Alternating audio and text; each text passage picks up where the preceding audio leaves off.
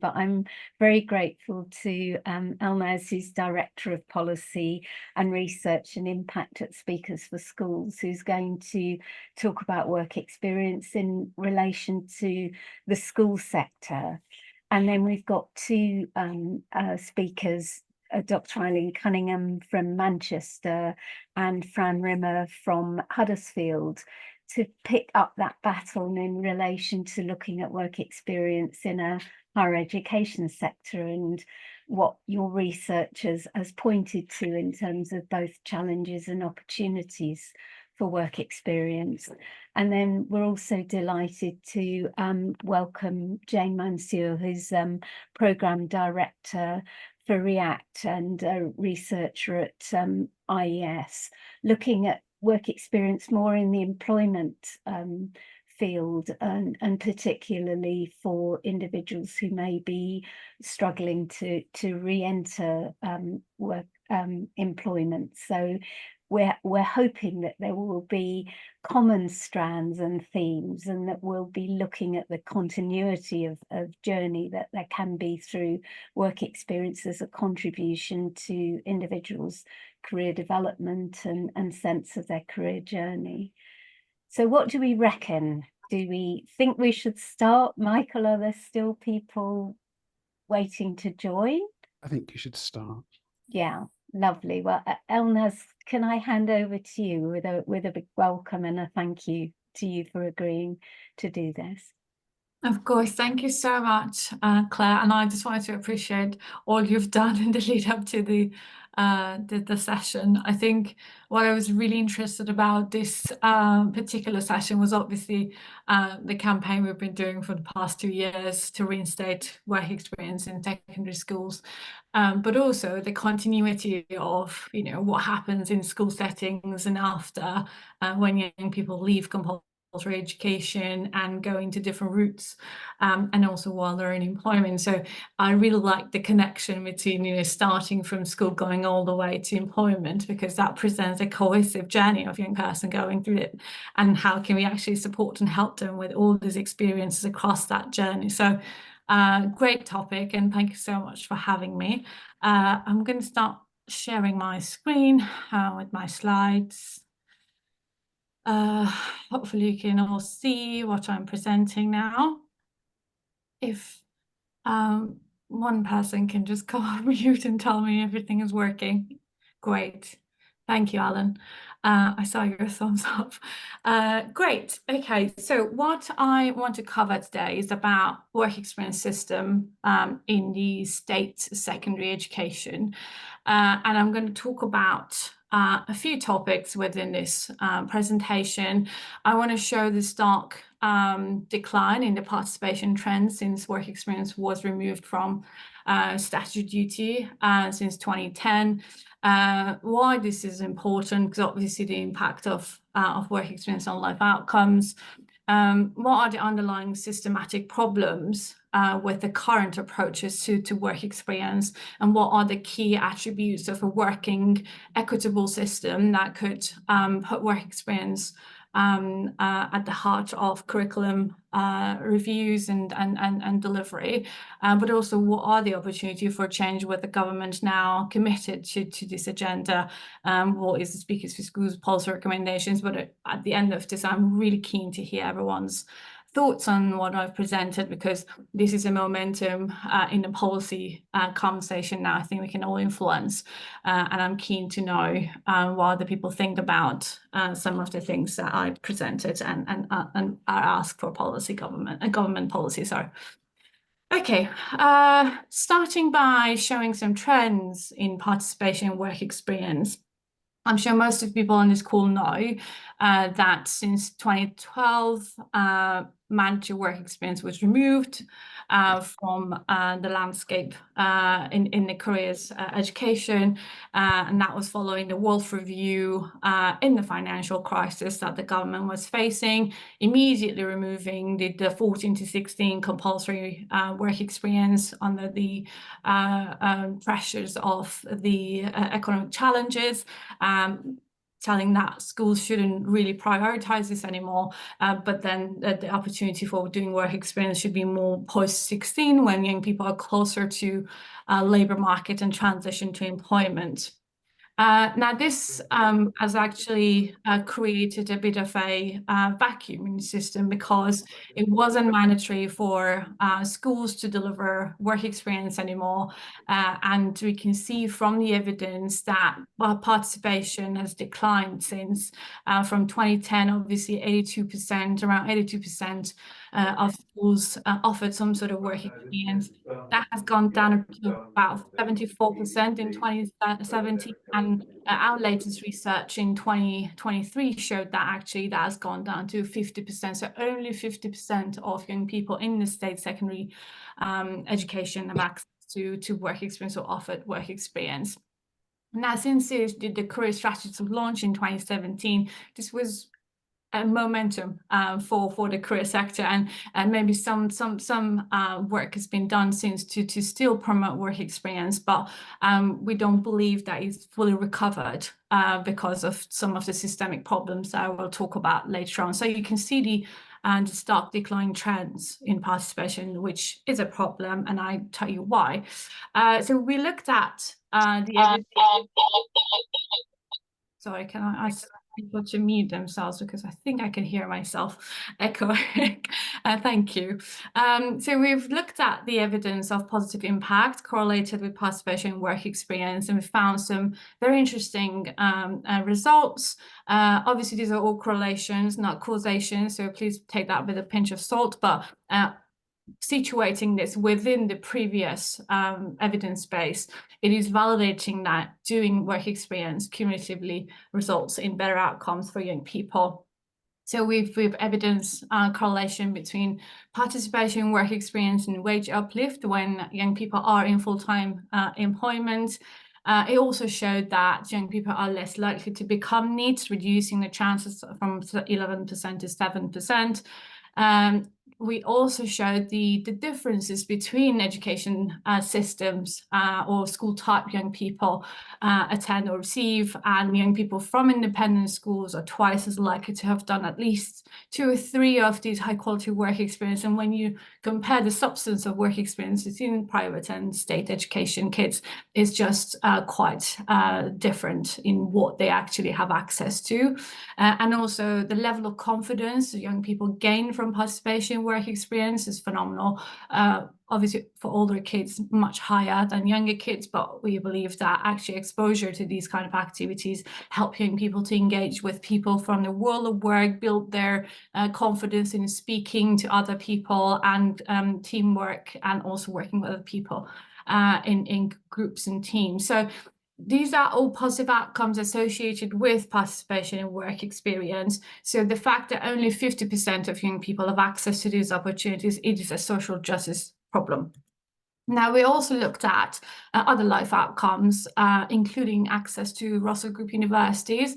So we looked at the admission policies of some of the top universities in the UK, and found out that at least on a third of occasions, evidence of work experience enrichment activities is used to assess university applications.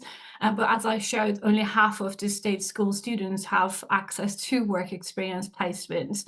And this, again, causes a problem because young people with talent and skills can achieve their full potentials, even if they want to go to these top universities. Obviously, the new stats about that is slightly changed, but the UK has published their new policies around reforming personal statements and all of that. So we hope that tackles some of the problem, but that still leaves some of the young people behind, especially those who come from wealthier background with proper enrichment activities and access to high quality placements. We also looked at our own data last year. We had revised our impact measurement systems, and we can now evidence fully what is the impact of work experience and some of the harder outcomes for young people.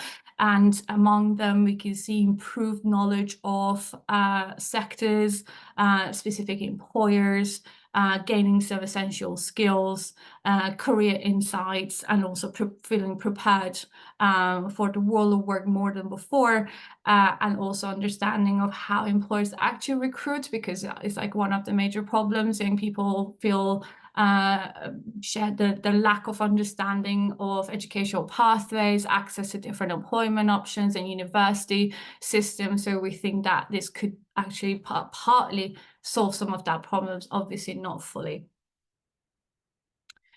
Now, I just thought maybe now that we have identified the problems and we've seen these gaps and trends, looking at how work experience is delivered and organized at the moment, some of the ways in which young people can access placements. So some schools do it directly, working with employers, contacting local employers, and also reaching out to parents, asking for networks, and often sometimes asking young people, go find it yourself. So there's different ways, obviously, depending on where you go to school, what sort of resources you've got access to. These are quite a difference in approaches in organizing and delivering work experience. Obviously, we've seen career hubs helping with finding database of employers who do offer work experience and connect them with the schools. I think 90% of the schools in the country are now member of the career hubs, but we've seen quite different differences regionally in who offers what on school level. So we think there are some patchy approaches across the country, depending on where you are and which hubs you're from. Also, we've seen work experience mandatory as part of some programs of study, like T-levels, BTEC, apprenticeship. These all have mandatory work experience elements to them. And it takes different shapes or forms to what we define as work experience in state secondary schools, but still is an opportunity for young people to gain access through programs of studies. Obviously, national platforms like Speakers for Schools, Springpart, Barclays Life Skills, these are national organizations, some free, some not free, to offer a brokerage system between employers and schools. And sometimes the employers actually provide their own programs and reach out to schools to find young people, or actually work with organizations like us to find the target audience. These are mainly larger corporations offering specialized placements, for instance, JP Morgan kind of organizations who reach out to their own audience and find young people through schools. So these are generally the way work experience is delivered at the moment. But we identified some key challenges in the current system, in the way it is organized. Often resulting in a broken system because some parts don't really talk to each other and some don't have proper access because of the geography and where they're placed. So I just thought maybe I divide this into 3 target audiences who have to come together to make work experience work, and what are key challenges that was voiced from all of these stakeholders in organizing work experience. So for educators, obviously, there's a coordination problem, difficulty in finding suitable placements. Sometimes they reach out to hundreds of employers locally and never hear back. There's a problem on quality assurance. Sometimes young people are asked to just go to whatever the school can find, because they don't have access to some employers that have more high quality placements on offer, or they can just don't find anything locally for them to go to. There's time constraints. Obviously, they have to the traditional model work experience being 2 weeks off the curriculum and off the timetable sometimes is challenging to do that for different age groups, especially those at GCSE, for instance. So it's harder to release the students for work experience outside the end of year time frame. And then there's disadvantage schools struggling to find quality placements because they don't have access to employers from sectors or industries that young people are interested in, or just don't have the resources to spend on coordinating all of this. For employers, they all often say that this is like a burden for our time, it's a demand on our resources because of all the health and safety and administration burden on us to let in young people younger than age 16. Sorry, so it does offer a lot of burden for employers, and therefore they just don't have the time or the resources to offer placements. And then sometimes when we talk to employers, they just say, so what does this have return for me as an employer, where I can actually do apprenticeship or T-level or other things that actually I could gain the workforce after they graduate. So there's lots of case making that needs to be done sometimes to for employers to actually offer work experience to pre-16 because of all the problems that it comes with it. And for young people, there's the access problem. Obviously, opportunities vary by location, background, school support, and who they have access to, or their mom and dad know. There is the relevance, so sometimes they are placed in a postcode that there's no employers around, or not employers or sectors they are interested or aspire to pursue when they graduate. So there's all sorts of problems around that. And then confidence is a key factor here when we talk to young people. Often they arrive at work experience, don't know what to do, how to speak to people, how to engage. There's no proper structure and work experience communicated with them in advance, and they had never attended any preparation activities before they get to that. So it all creates all sorts of knock-on effect on their confidence. And again, as I mentioned, there's a postcode lottery still around work experience and who gets access to what. So we looked at many systems around the world, actually, looking at some countries like Norway, Finland, Canada, and other systems where actually work experience is mandatory as part of the curriculum. And we were interested in our campaigning around work experience, whether mandation is a way to go down with, or is this actually more of an equity and social justice question, and we can have look at systems that actually done this in an effective and equitable way, because you can mandate something, but it just doesn't necessarily result in quality and equity. So we have to be very careful about mandation and just think about what are the attributes of a workable, feasible system that will allow equitable access to work experience across secondary education. So we put together a few features that from that review we thought it's important to put at the heart of our thinking around policy conversations on work experience. First of all, we think it needs to be a universal access to opportunities. This can depend on postcode, who have access to what and who do you know. There needs to be a regional and national effort to make this possible, because otherwise we will end up with another broken system that just mandates something and put the burden on employers and schools without understanding what works.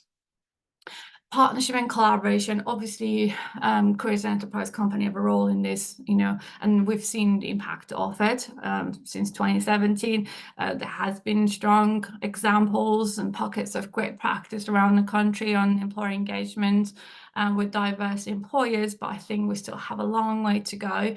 Lots of SMEs, lots of employers who are not familiar with how to do this in a quality way. They need, support and guidance on that. And again, there needs to be a national effort in bringing schools, employers, and young people together to understand what works for them from their perspective and what actually is not and what's required. Equal opportunity and inclusivity. So we actually believe that there needs to be target effort for disadvantaged communities to firstly understand why they should do work experience. That's a data that young people don't understand the value of it sometimes. They don't understand what they gain because they have never been exposed or participated in it. So there needs to be additional funding for this to have targeted approach for disadvantaged communities. We need different flexible options for different communities and what works for them. For instance, travel and accommodation and substance is one of the problems that young people from disadvantaged communities won't be able to attend work experience in person. What are the other alternatives that we can offer them? And yeah, as I said, an example of that is that with the employers that we work with, we actually ask them to cover the cost of travel for young people who can't afford it, but there needs to be a systemic response for that. Quality assurance and evaluation, again, we know that the government's ambition is to roll out work experience nationally, but this can't just be any work experience. It needs to be of quality, and quality shouldn't be a postcode issue, because young people who are based in metropolitan cities, for instance, have good quality work experience because there are so many multinational employers around. It needs to be for everyone. And it needs to be evaluated, because we always need to work on what works rather than just a random offer for young people. Waste of money, waste of time, waste of resources. Career education integration, we think actually the curriculum review is a great opportunity to embed career education into the system properly and holistically. It can't be just one-off work experience at the end of year 10 or 11. It needs to be a systemic review of how this could look like across the journey in secondary school, and then followed by a proper high-quality work experience. And finally, resource allocation and support. I think lots of schools we talk to say we just don't have the resource, time, capacity to do this. And I think sometimes the elephant in the room is funding, and we know the government is under pressure with finances. So how are we going to fund this properly so quality is not compromised and it just doesn't end up with another tick box system? So opportunity for change, as I mentioned, the fact that virtual universal work experience has been achieved in the past should give us some level of confidence that this can be done again, even if it takes time. But we think we should take the time to roll this out properly and take everyone on that journey with us, employers, educators, and young people. And the challenge is, as I said, to ensure this is of high quality and equitably shared. So from the researcher we've commissioned, Social Market Foundation, we just put some 5 considerations for change. First of all, it is achievable and affordable. It only costs £32 million for one work experience between the age of 14 to 16, and £75 million for the entire education journey if you want to do up to 2 work experience before you leave compulsory education. One of the recommendations from us was that we should move forward, not backwards. We shouldn't just go back to the traditional models of work experience, the 2-week end of summer kind of approach. We need to win the hearts and minds of educators. This can be done differently, but what are the innovative approaches that collectively we could come up with to move forward and put innovation at the heart of this? We need to make the system easy for everyone. When you listen to the challenges shared by employers and educators, it's often quite complex, especially on the DBS and the health and safety. Are there any ways the government can put together a standard way of doing this so everyone can just use one form when it comes to DBS or health and safety requirements? I mean, when we were reviewing the Keeping the Children Safe Act, some of the schools were telling us that it is so vague that they will be penalized if they let kids out of the classroom and into the world of work, because they haven't done all the proper tick boxes, if you like. So we just need to have this cohesive, easy system for everyone so they can get on board and deliver more at scale. Again, we know that, you know, an evidence-led approach always results in better outcome. Can't just rush this, mandate it, roll it out without proper consideration. Maybe you could target this at most disadvantaged areas, see the results, and then scale up, but based on what actually worked and what didn't. And again, we know that there is a place-based approach to work experience. It might work, especially we've seen some mayoral offices rolling their sleeves up, offering this to their local young people in a different way. As much as this is a devolved matter, it does need a central support, because otherwise it will just become, again, a postcode lottery and based on where you are based or where you go to school. And finally, what are the policy implications from my perspective, the Speakers for Schools perspective? We actually think we need to incentivize employers. We think that the new approach to giving employers a flexibility to use some funds to do talent development outreach program before young people become age 16 and worry about all the post-16 destination agenda. How can we support employers to actually build a pipeline of young people coming to their doorstep using some of the flexibility in the tax system or the levy? But the government should work with existing providers to give clear guidelines on what good looks like and how this can be done, because we think that around the millions of SMEs in the sector could actually get on board and do work experience. We just need to show them how and what works for their needs, as much as the corporations and multinational employers around the country. We need to prioritize investment into career sector. Successful models around the world shows that actually schools delivering this successfully have dedicated resource for work experience coordination. And this is a vital attribute of a feasible system. So we definitely need to invest in that. We have seen from the Select Committee publication that the cost of fully achieving Gatsby benchmarks is around £38,000 to £76,000, but the current spend is around £5,000 per school. I mean, if we're serious about competing globally with the G7 economies, we just have to up this significantly. Otherwise, it's just we'll leave with the same problems over and over again. And then we need to democratize access to opportunities. We think actually there needs to be a clearinghouse on all sorts of opportunities available to young people. So schools, advisors, coordinators, young people themselves, their parents, they can just go and see what's available in a local opportunity virtually, nationally, and apply for it directly. Doesn't have to be taking, it doesn't have to replace all the shoe leather work of identifying employers, working with them to develop effective placements and briefing, debriefing. All of that can be done with other people or other players in the system, but they just need to be in one single place for young people to find work experience. Otherwise, how can we solve the postcode lottery problem? We also need that young people have to have access to a wraparound support before and after work experience. You can't just expect young people to show up a work experience not ready, not understanding what's expected, what they can learn from it, or actually how they can use their work experience in their future employment or the transition to job market. There just needs to be that wraparound support to make it meaningful and impactful. I'm going to stop here. Thank you so much for listening to my presentation. If you have any questions, I'll stick around until the end and take any questions that are in the chats as well. Thank you. Thank you very much, Elnez. There was a question that Emma raised in the chat that I just thought was really interesting to pick up. And you said that only 7% of employers actually offer work experience to teenagers, which is startlingly little.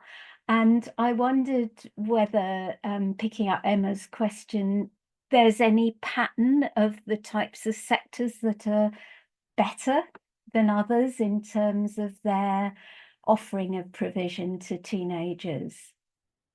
I don't have that broken down data. Unfortunately, data around work experience is one of the hardest, if you're not surprised by that, to find because of the systems don't talking to each other. It's really hard to find stats around that. But there are some really good sectors that offer work experience, like NHS, for instance. They do amazing job in bringing young people to do work experience, and the construction industry, because obviously they struggle a lot with representation problems and they want to tackle some of that.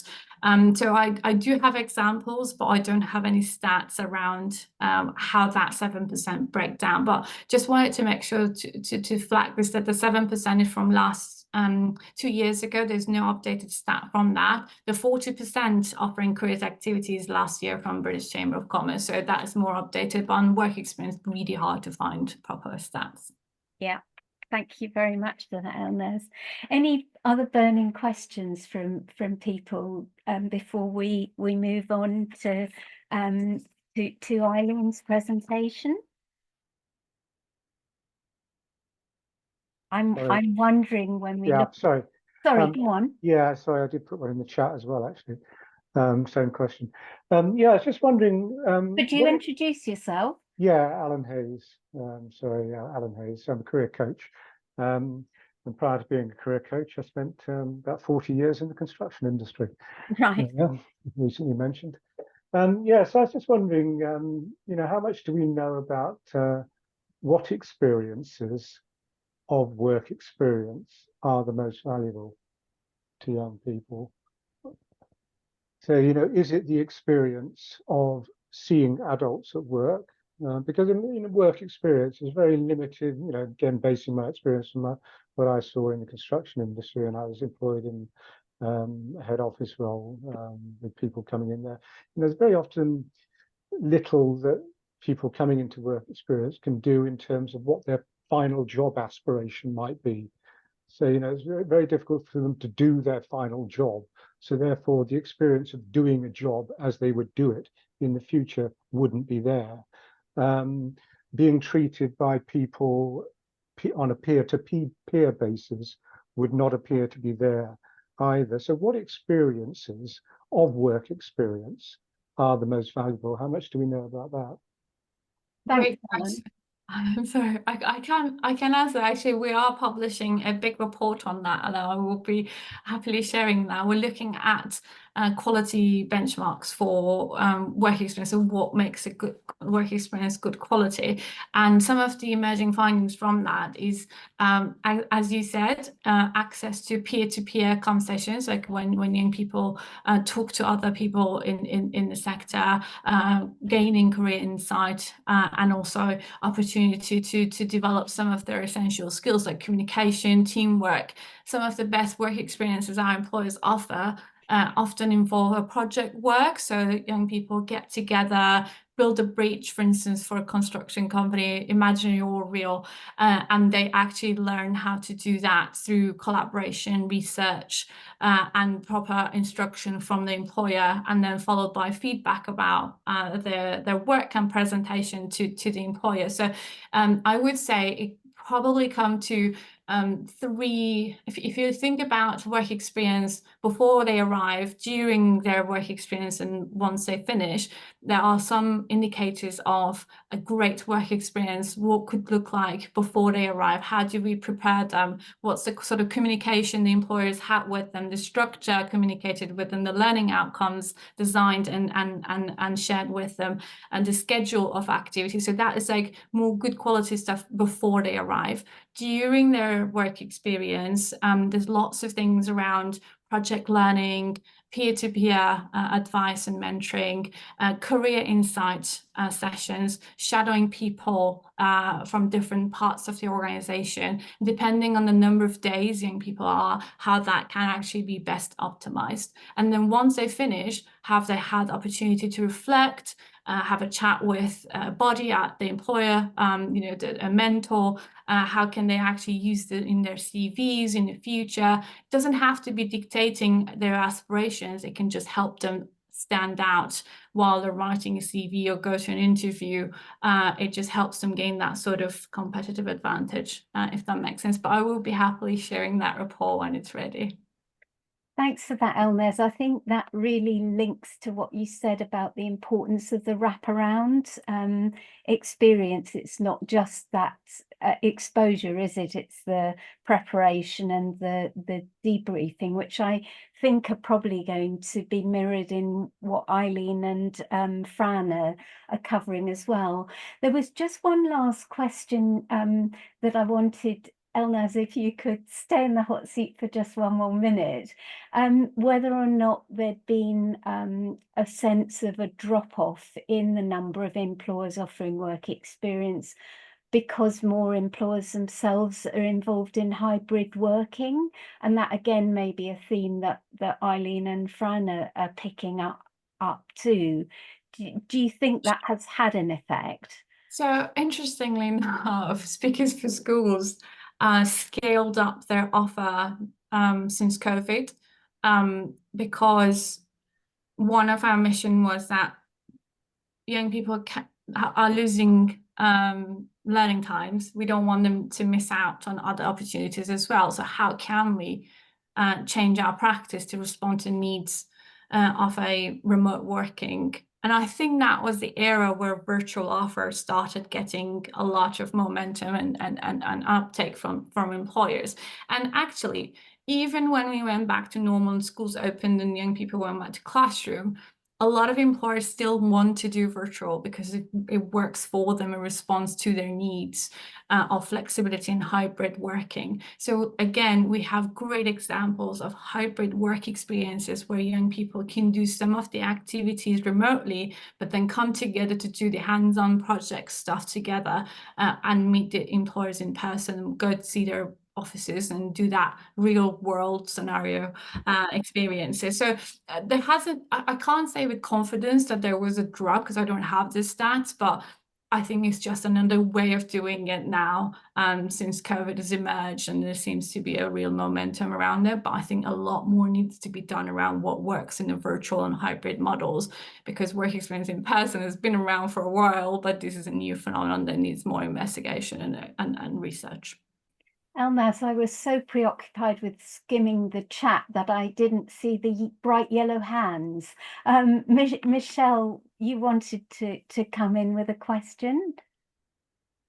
Yes, I just wondered how Elnaz's work aligns with the work that was done by the Education and Employers Task Force around work experience, and also the thinking and the research that one assumes is behind the careers enterprise companies, What Works for Employers, in their What Works series. Yes, Michelle, I worked at Education and Employers for 10 years. So some of those reports were co-authored by me, and I think Tristan was on the call. He commissioned some of them anyway.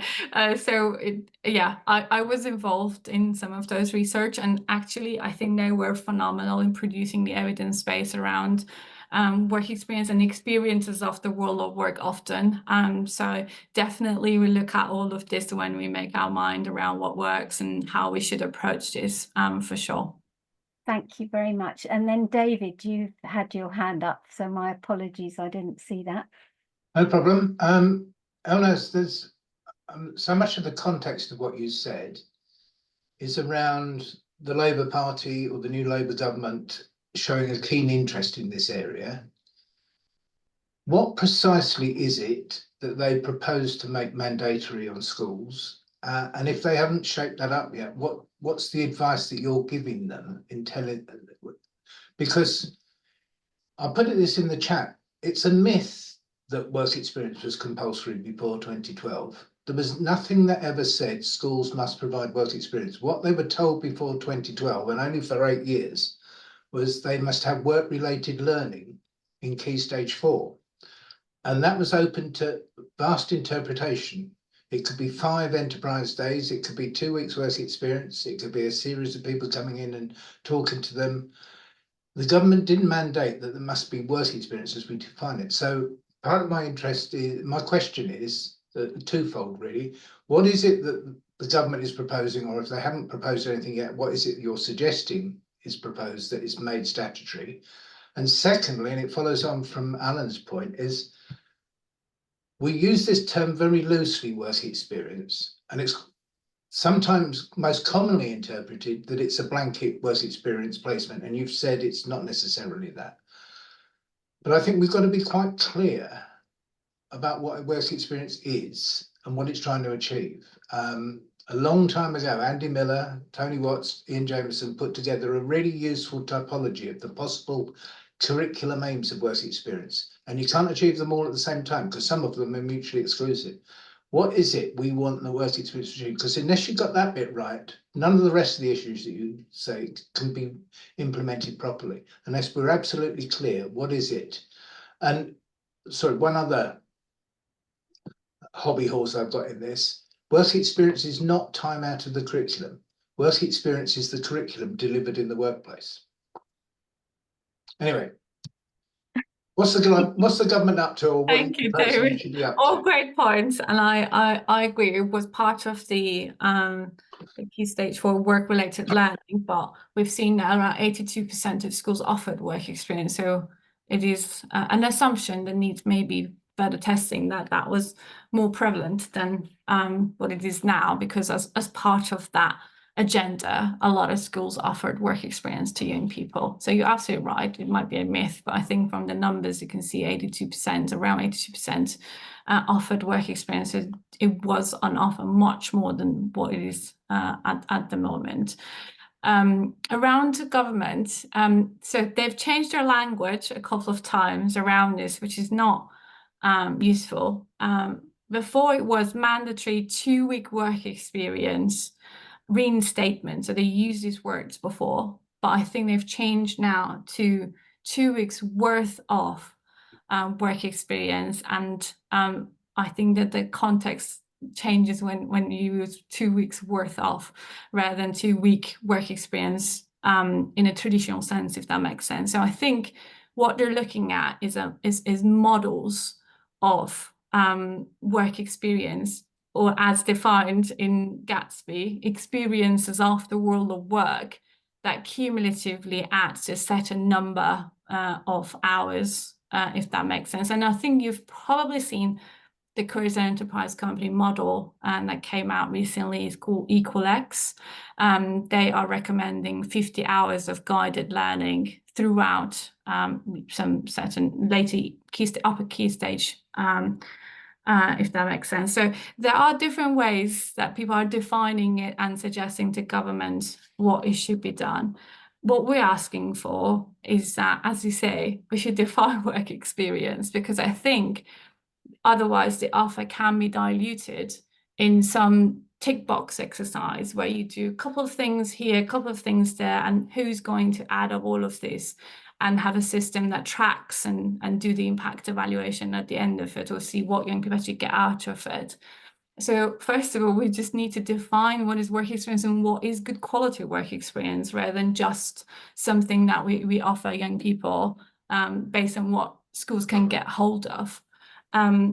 So we are trying to define that through our own research and put together proposals that how can that look like. From our experience, the minimum 4-day of work experience proved to be beneficial, and what Speakers for Schools model is 3 to 5 day of work experience, giving flexibility to schools and employers to work on a different schedule.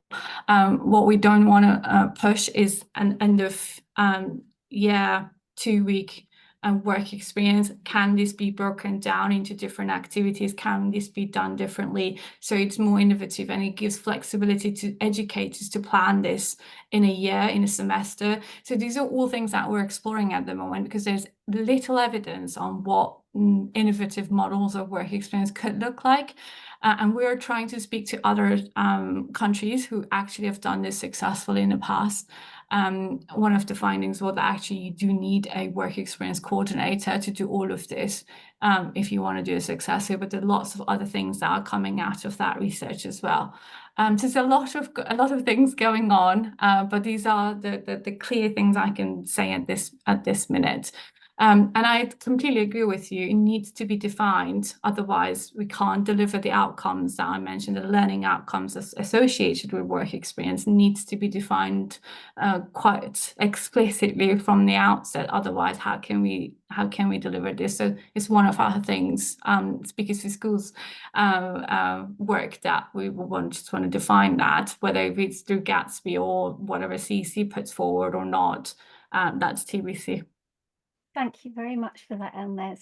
I know Tristan wanted to come in, but I've lost him off the screen. Can we maybe move on, and then we can pick up any other questions later on? Because I'm conscious we're about 5 minutes adrift. We've got time to pick up through the break. But Eileen, are you still with us? And can you pick up the baton? And I guess a sense of some of the continuity of challenges and context as well. So can we hand over to you? Hi everyone. It's interesting actually because there are definitely some common themes that I can recognise from the previous speaker, so thanks Elnaz. I'm Eileen. I'm a business psychology lecturer at Manchester Metropolitan University, and I work within the Centre for Decent Work and Productivity. So I'm going to be talking about the benefits of higher education, work experience in higher education, some of the challenges, and I'm going to do this mainly through sharing some of the experiences of our students. So I'm going to use some of their quotes from some of the research that I've done. Just a bit of background. My professional background, my professional training was as a careers advisor. So I've worked in schools and colleges, I've worked in the community. I then became an occupational psychologist and more recently an academic.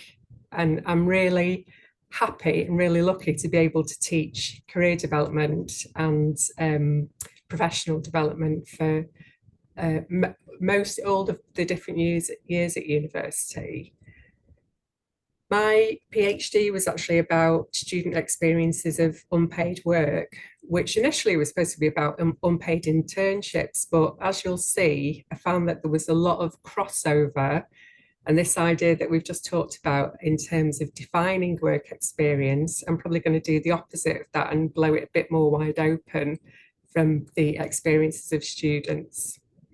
I'm currently working on a project with working students and finding out how they're managing that on a day-to-day basis and how universities can better support them.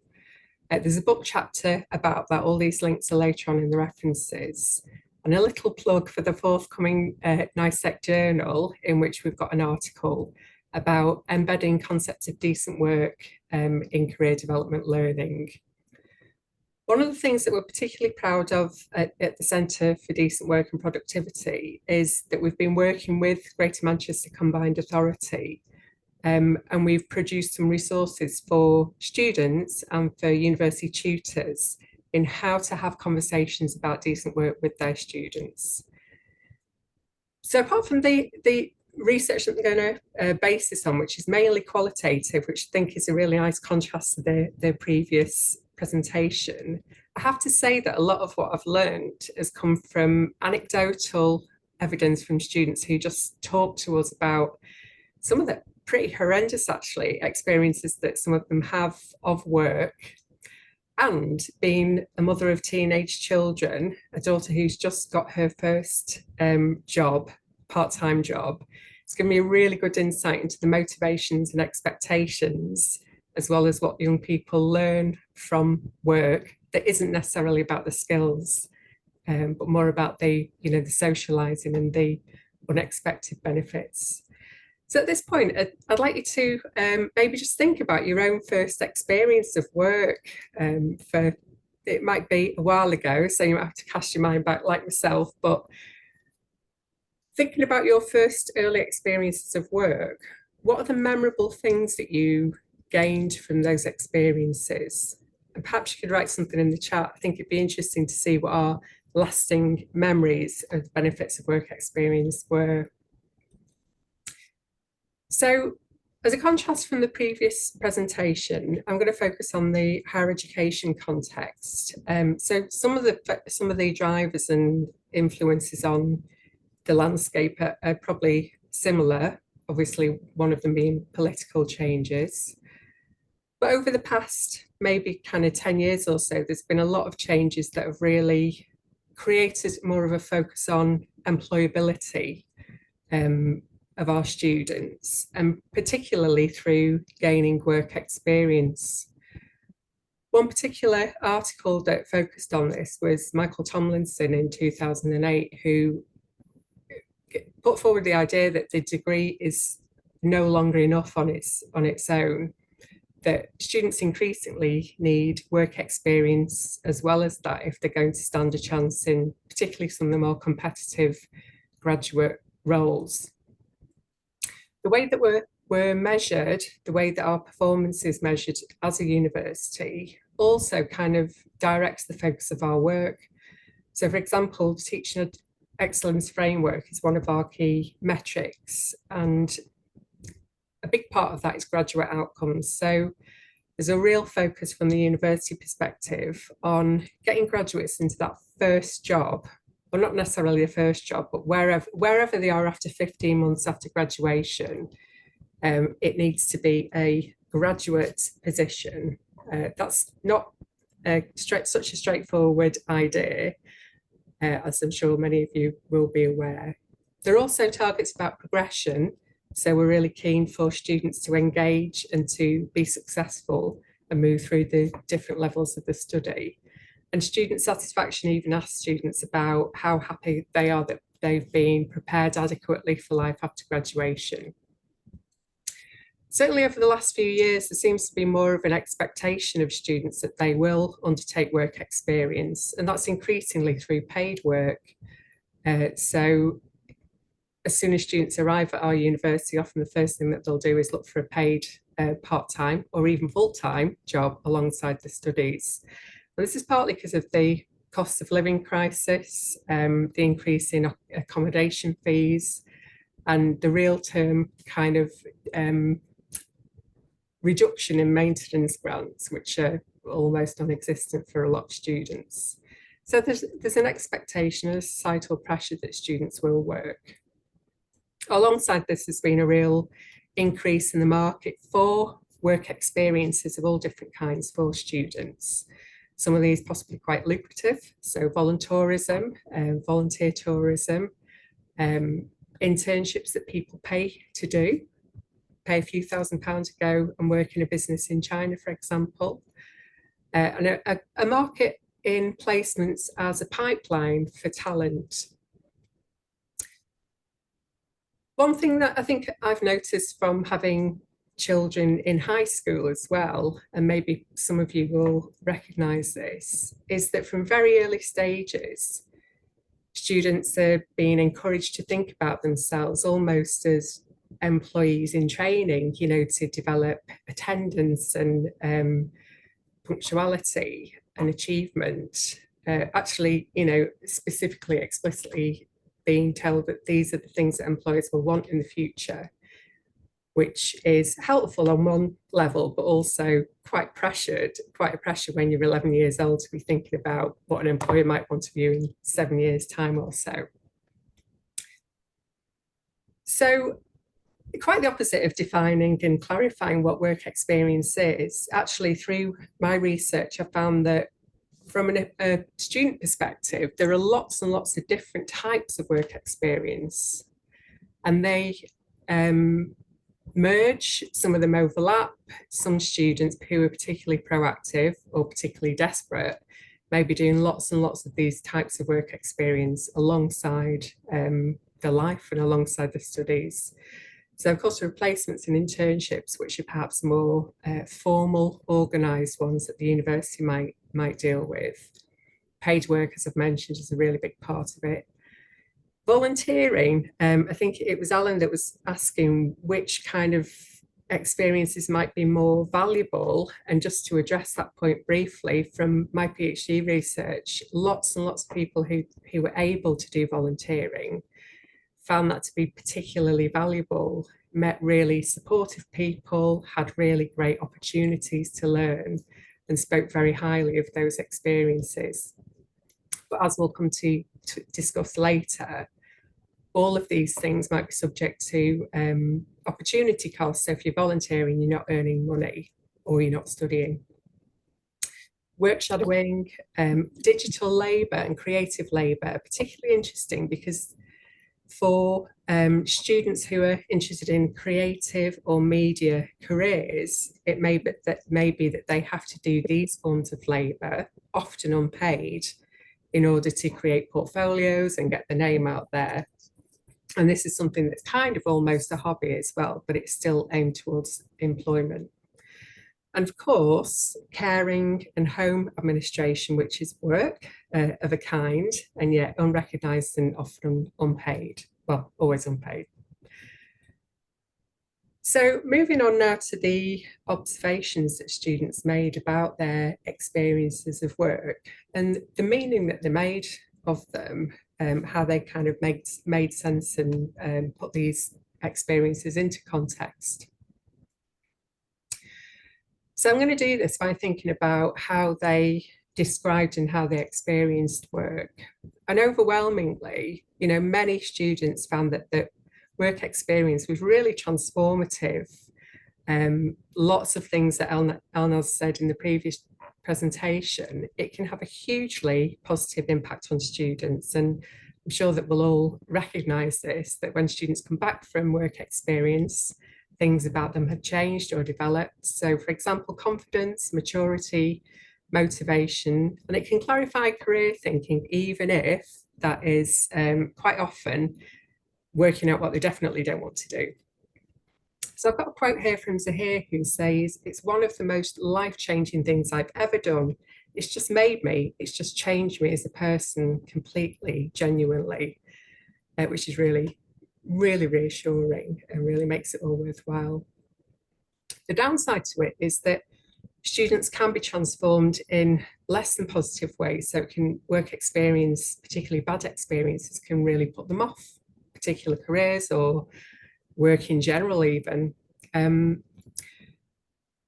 Sometimes this can be because they may internalize and personalize failures in the workplace. So for example, if they do work experience with a particular employer and it doesn't translate later on to anything permanent or progressive, it may not be their fault. It may just be that that's the way that employer does it, you know, placement, placement, placement, and always just getting new people in rather than recruiting the people that they've had.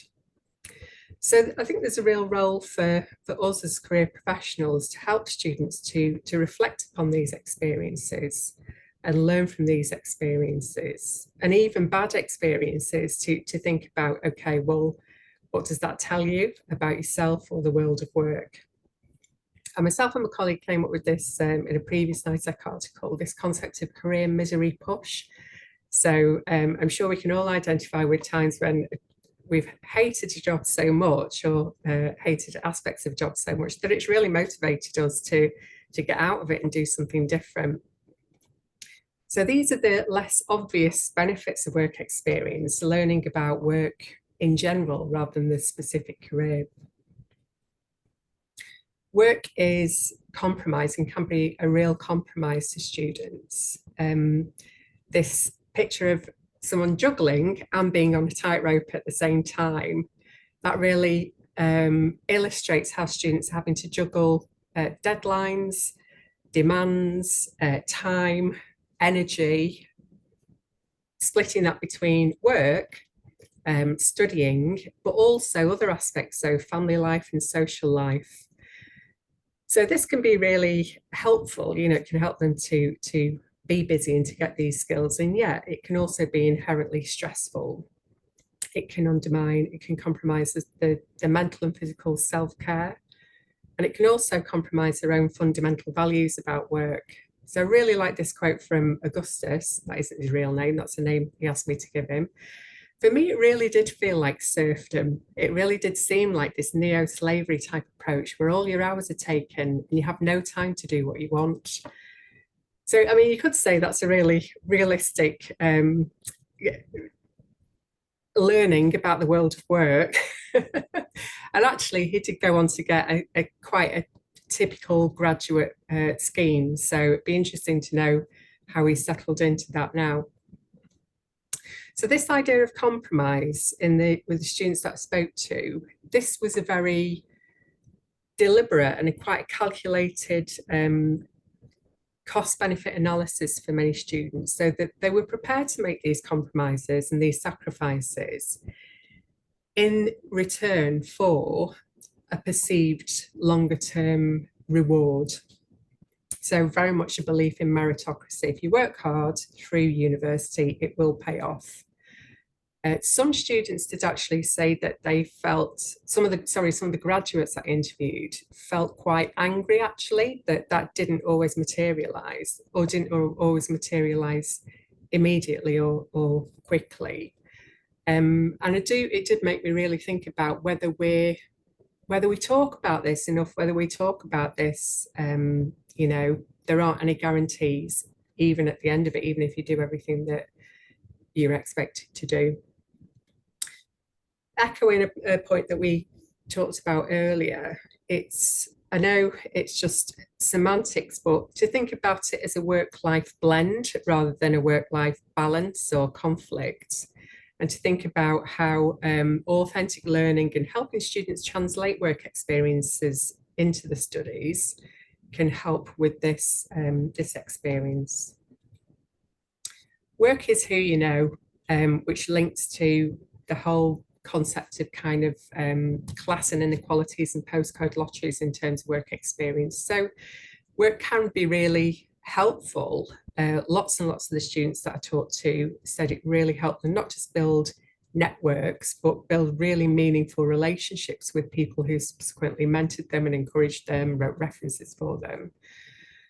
However, as we know, gaining quality work experiences can rely upon contacts and networks of parents, and also contacts and networks of the universities. So some of the more prestigious universities have access to the more prestigious organisations who are knocking on the doors to come into careers fairs, whereas other universities don't always have that. So Harriet talks about here work shadowing a GP. I got that only purely because I know someone who knows someone, which is very often the way. So that you might find that really resonates with your experiences. So Calendar talks about this, saying that actually a lot of work experience can be very class-based and just further embeds inequalities. So some students who are more affluent may leave university with lots of very exciting work experience, very high level, lots and lots of network contacts, whereas less affluent working class students may just have a CV that's made up of retail and hospitality jobs, rack up huge debts and still not necessarily be able to have that access to those those really good jobs.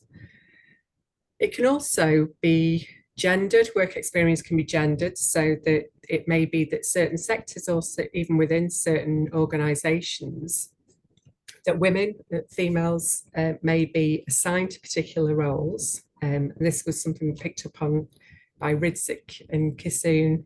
They did a lovely, really great piece of research with students working in retail and hospitality, which was quite eye-opening. I'll talk about that again on the next slide. So work is a really important socialisation experience, and this is kind of what we call cultural capital, learning how work works. And that's not necessarily the nuts and bolts and the skills and qualities of the job, but just how to talk to people, what the implicit rules of the workplace might be. And you only get that really through experience. So Harriet talking about this, she says, sure, it was a year of many unsuccessful moments, but I'm really good at jobs now. I think it's a skill you have to develop. And now I've got a lot of respect when I go into workplaces, and I know how to work hard, and I know how to please management and stuff. So again, not something that's maybe explicitly explained, but something that she's picked up from trial and error. However, going back to the work of NICEC and Kissoon, what they warn us about is that perhaps student experiences of work may be socialising students into low standards, accepting low standards and subservience. Certainly going back to the gender issue, they suggested that lots of female students may be subjected to sexual harassment, particularly in hospitality, and learn to just kind of put up with that as part of the job. So again, I think there's a real role for us as career professionals to talk about some of these things in the open and talk about how people might be able to cope with these strategies, how they might develop coping strategies or develop strategies to challenge. help them to have the confidence to walk away as well, because I think students who are working often feel that they don't have any power, they don't have any say, and if they don't toe the line, that they'll lose the job, and it might not always be easy to pick up another work experience. Work is the first step. So Mary says, I think it really helps to start young, because every job you apply for will need experience. So even if you have a tiny bit of experience, that leads to more experience, that leads to longer experience. It helps every step.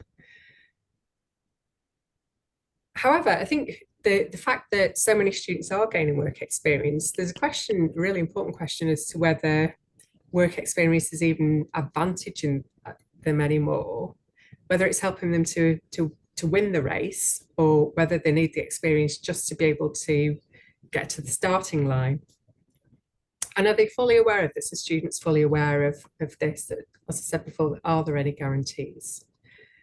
There's a catch-22 situation where you can't always get experience without first having experience, and that's certainly true of many of the internships that they'll ask students for experience already. And one thing that really came out in my PhD research particularly is that having work experience doesn't, you still have to do something with it.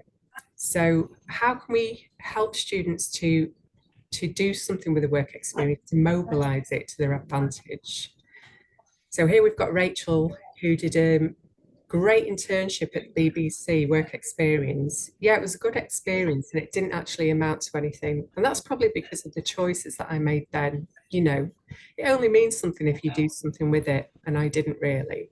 So Rachel really beat herself up actually about this, thinking that there was something that she did wrong. She wasn't proactive enough, when actually really it's just a very, very competitive environment.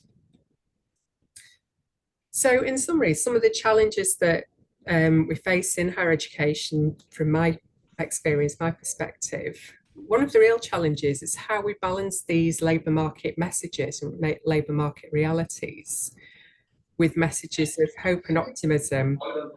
So we try to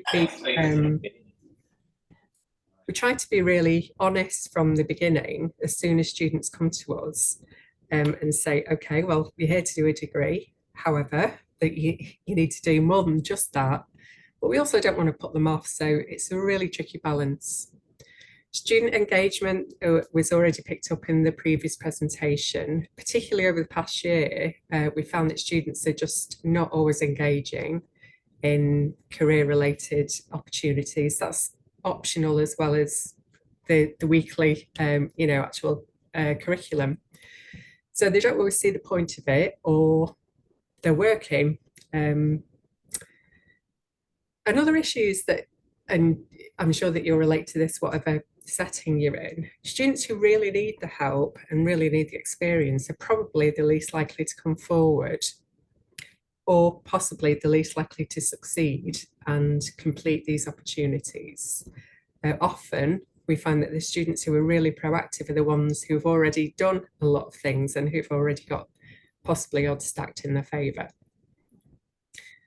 There isn't enough work experience relevant to careers that people might want to do, particularly things like, an example is psychology, where the programs are so big that there isn't possibly enough work experience in directly related psychology settings. And some academics don't agree with, or don't have time to embed work integrated learning. I can see that from both sides. It can be frustrating, and yet some academics kind of possibly resent this focus that everything's got to be about employability. They might just want to teach the subjects and enjoy the learning itself. Controversial. So that can be a challenge too. How can we support students? Well, authentic real-world assessment, we've been introducing more and more of these, which requires them to reflect on their experiences of work and apply theory to those. Optional work-based learning modules, we've got a couple of these at MMU. So they give students the opportunity to reflect on the work, do assignments about it, and attend flexibly or online. good working relationships between academics and career service. We're lucky we've got a fantastic career service. That's very, very good. The service is brilliant. There's lots of opportunities for work experience. And also to encourage and facilitate discussions between students so that they can critically share experiences, support each other, come up with strategies and start to think about what's normal and what's acceptable in the workplace. Advocate for students with employers, universities and policymakers, and that may be things like the vacancies, taking in vacancies and challenging things about pay or conditions. Raise awareness of rights. This is the resources that we've developed through with the Greater Manchester Combined Authorities, which I'll share the link on the next page. So this is raising awareness for students of what constitutes good work. And this is linked to Greater Manchester Good Employment Charter. And also we've written a resource pack for universities, and there is one for schools and colleges, which it's got things like scenarios that you can discuss in class with students or in one-to-ones about typical work issues, workplace issues, and what you could do about them as an individual. I think it's important to be able to offer good quality jobs on campus. If students can get a good job on campus, then that's really valuable work experience, and it gives them a greater sense of belonging and can help to contribute to the studies. For example, we had a paid student intern last year, which was brilliant in our centre. And some of the things that we can do is just about practicalities of timetabling that can support student work experience as well. So, for example, condensed over fewer days. So this is the background, the details and the link to the resources that we've put together for the Good Employment Charter that I mentioned in the previous slide. And just some references if there's anything that you want to pick up on from things that I've talked about. And it'd be great if if you want to get in touch with me or look up more about the work that we've been doing, then feel free to. That's how to get in touch with me. Thanks so much, Eileen. So much to cram in from your work, and it's sort of built in a very complementary way on Elnaz's contribution. If I could hand straight on to Fran, picking up another insight from your placement activities that you've done.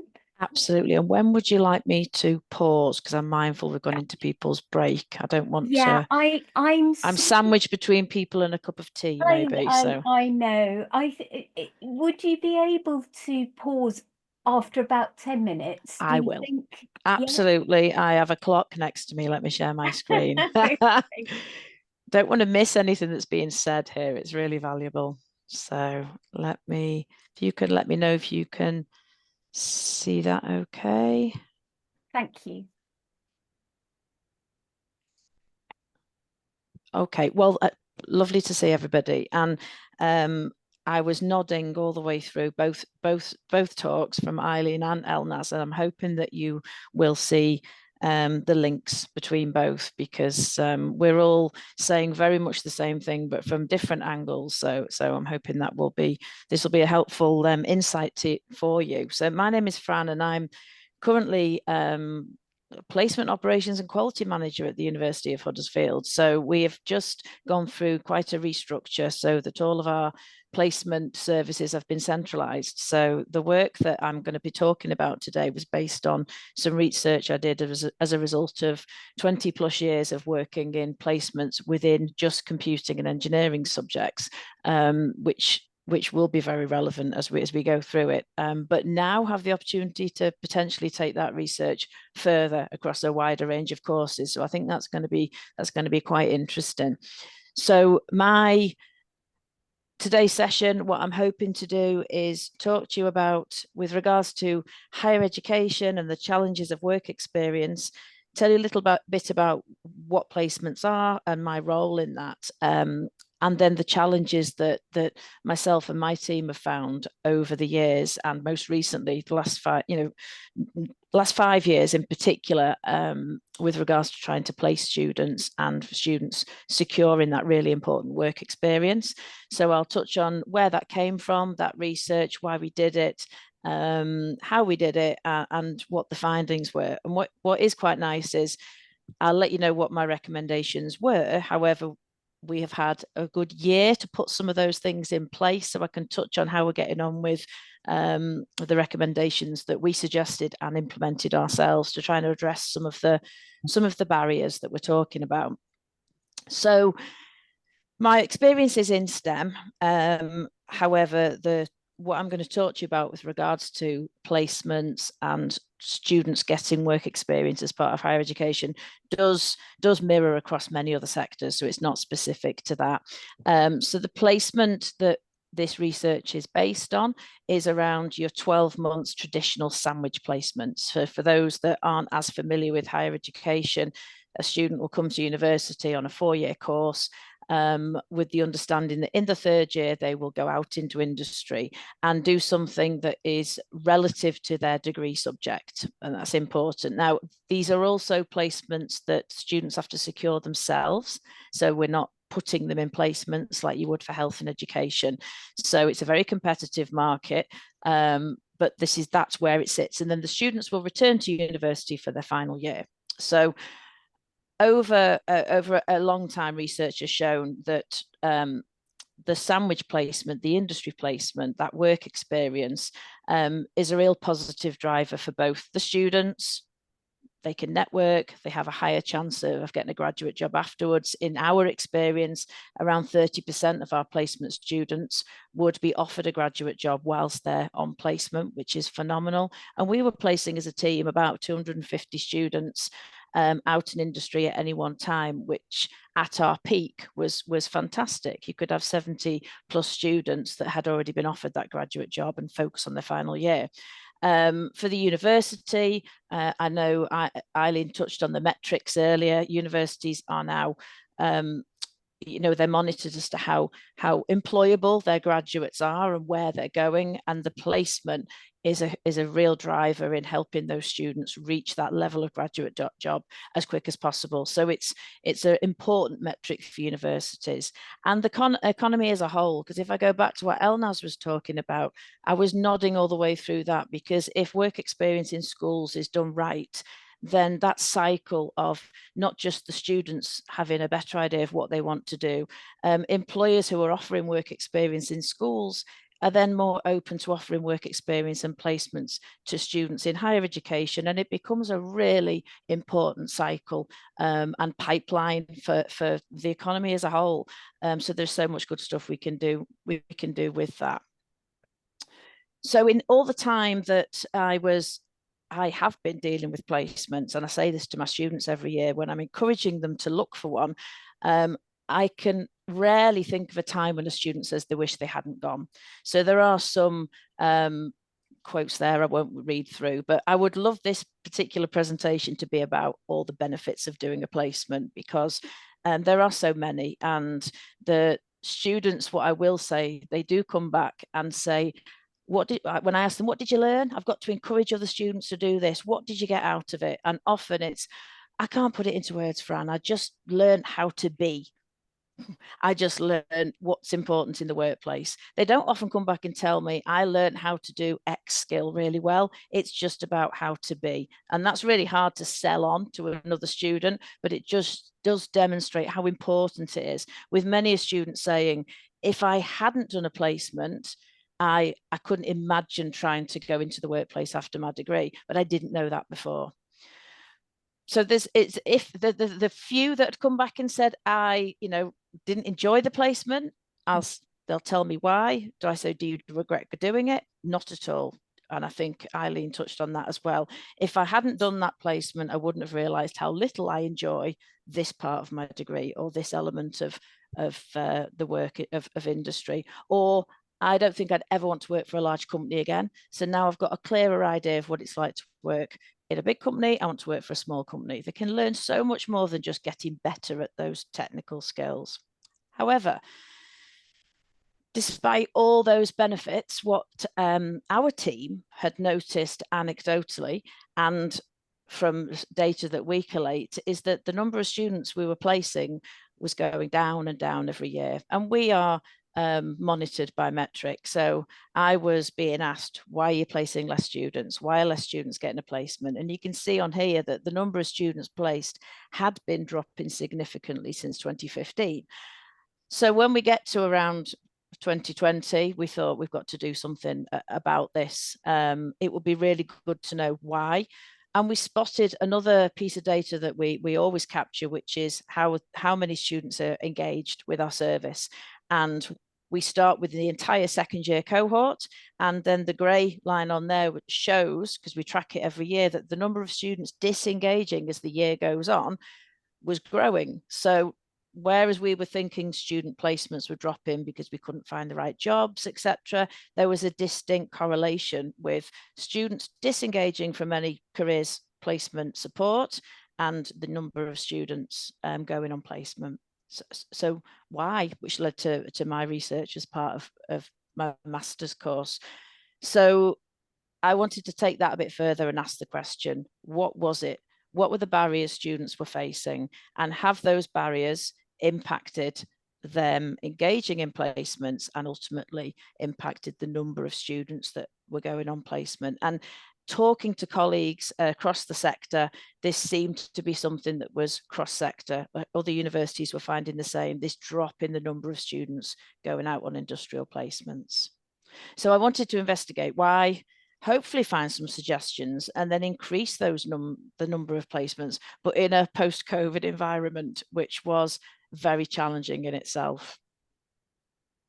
So how I did it, so we had all the quantitative data that you could see there. We could see the numbers, but I needed to hear the student voice. I needed to know why. We'd had lots of anecdotal comments. We had a feeling it was going to be location, not enough placements in certain areas. I can't afford it. But having some actual research done on this and getting real data and hearing their voice across a range of courses was really important. So we have about 250 students that were looking for placement in this particular year that we did it, which was 2021. And we did some one-to-one interviews, but mostly a questionnaire, which I will say was an open questionnaire. We didn't sort of hint to them about what are the barriers, this and this. We just said, what are the barriers? A lot of information to go through, but a brilliant way to pull out themes, and the themes definitely came through. So we had 50 responses. The limitations were really important because out of the 70 completely disengaged students I approached, 0 replied, which I think touches on something Eileen said, that the audience I really needed to speak to was those that hadn't engaged at all, and students that don't engage full stop. So that is something I think we need to look at moving on. But we did get 50 solid responses. Claire, would you like me to pause and come back with what those responses are? It's like, is that an appropriate place to break? That sounds like a lovely place to break. Okay. And can I ask that people maybe have a very brief go and grab a coffee, have a comfort break, and then if we could start again at 3:35, wouldn't it be? Yes, 3:35. Yeah, 10 minutes. I will. So have a 10-minute break, and then if you could just sort of pick up the conclusions and recommendations, and then we can hand straight on to Jane at that point. Sounds perfect. Does that work for people? Don't disappear, because we want you in the breakout rooms to pick up some of the issues and to explore that continuity angle. So thanks so much for that, Fran. I loved what you said about the sort of cycle and how it connects between. There's a lot of connection, isn't there, with all the and talks pipeline. today? Yeah, excellent. So hopefully see everybody at 3:36, and you may even get a break, Fran. I know. I think I'll mute myself until then and join you all in 10 minutes. Lovely. Thank you so much. Thanks.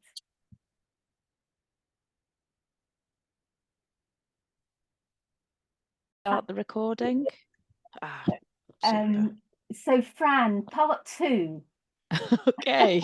For the most flexible presenter of the afternoon. Oh no, that's welcome back everybody. So just to recap, so we wanted to find out why the students that we've been working with, who had been offered a ton of support, why they were backing out of their placement search basically. And some really key themes that you can see here came up in the findings. And what's interesting is that those themes did exist, all but one, in the literature that we'd already seen. Some of this we expected to see around student mobility, location, and definitely finance, which is exacerbated now with the cost of living crisis. But I have purposefully put those themes as interlinking because themes came through, but they were all interlinked with one another. So there is a huge issue out there for students who are trying to access this work experience as part of their degree, who are keen to access it at the beginning of the second year. But when the reality of doing it, trying to find it or finding the time to do it comes around, these were the barriers that were making them drop out of that engagement. So if we're just looking at some of those in detail, student mobility and finance was one we expected, and this is the student voice, this is what they were saying. So you can see how it links with other themes that had come through. So family and attitudes, perceptions, thoughts, feelings were interlinked with the practicalities, the structural barriers of the mobility and the finance. So some students saying their responsibilities at home meant I didn't look for a placement and I can't get a placement nearby. So that location, where they are, where they're based, moving out to live next to your placement is difficult and scary. I'm worried about moving and doing something new. So it's not just structurally, financially, they can't go. It might be because they've got commitments at home. It might be because they're just very nervous about that.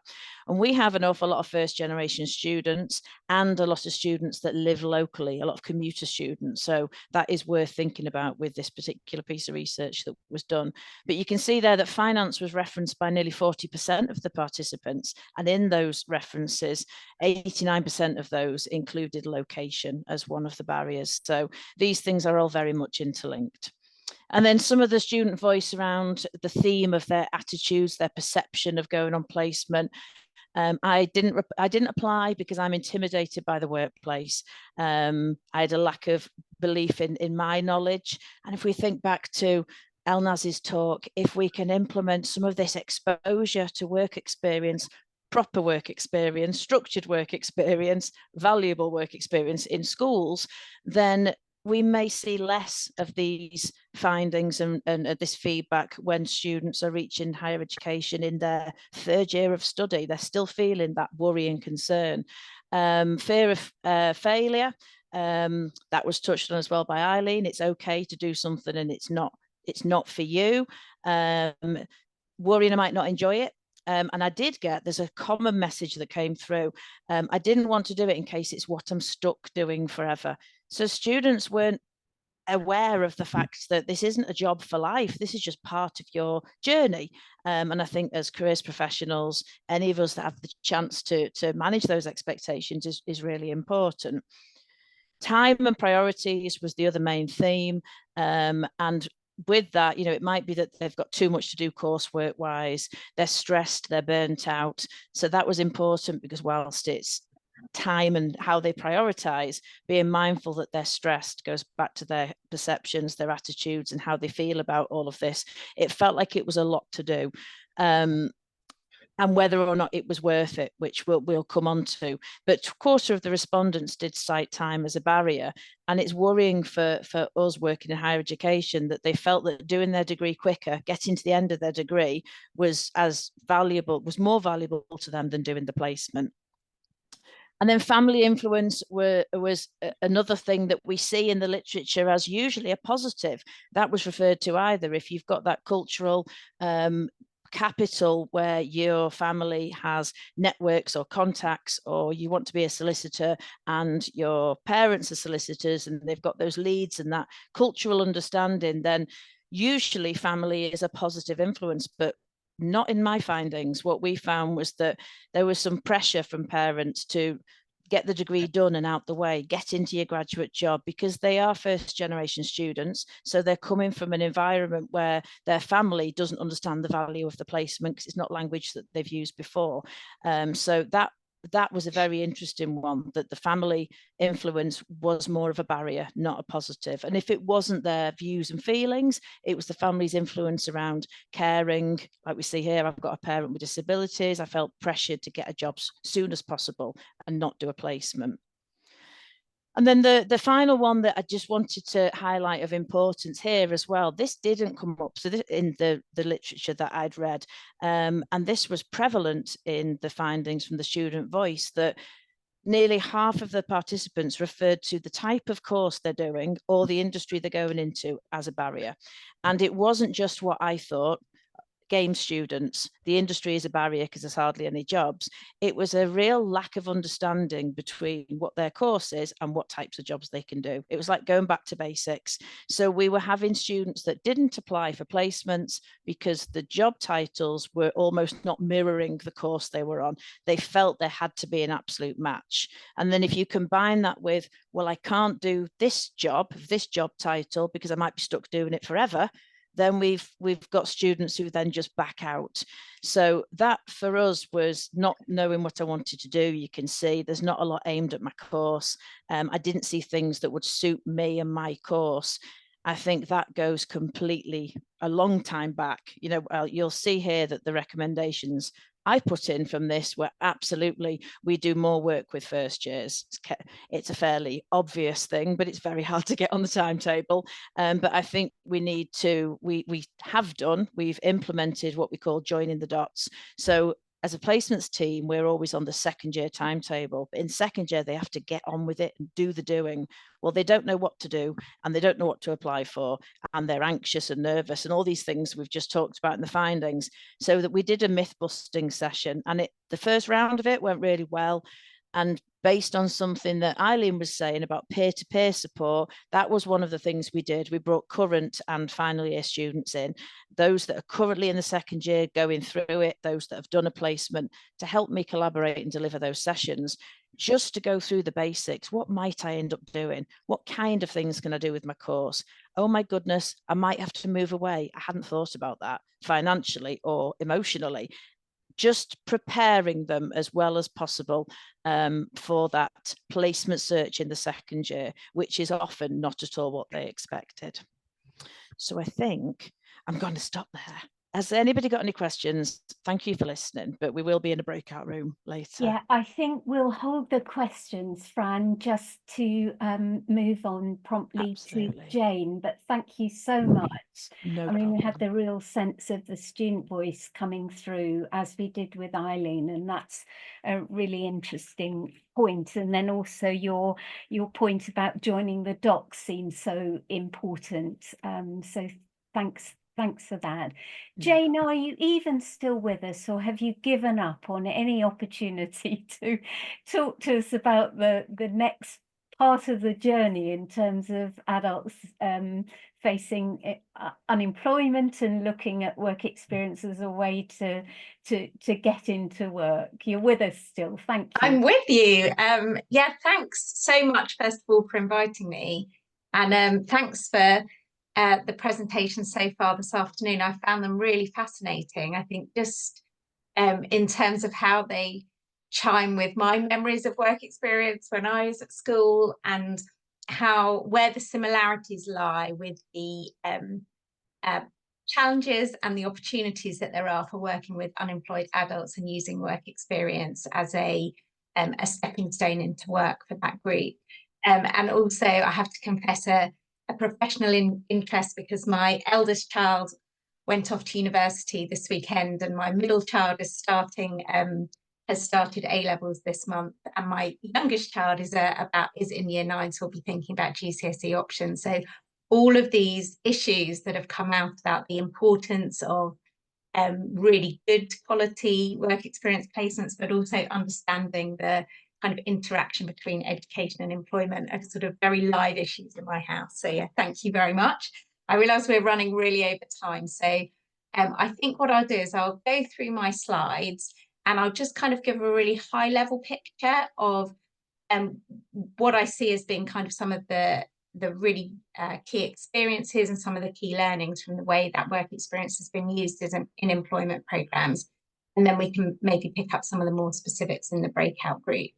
So to sort of introduce myself, I am Jane Mansour. I'm a Principal Research Fellow at the Institute for Employment Studies, where I work with Emma. I've been working in and around employability services since 1998, and so have seen a whole realm of employment services through the new Labour government and the introduction of a lot of big national employment programs.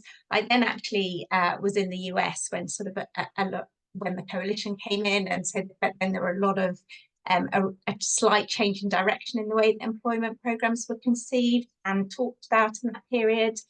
And I've been at IES for the last 3 years, leading on the REACT partnership, which is an active collaboration of the 8 prime providers of the Restart programme, which is the big national back to work programme in place currently in England and Wales.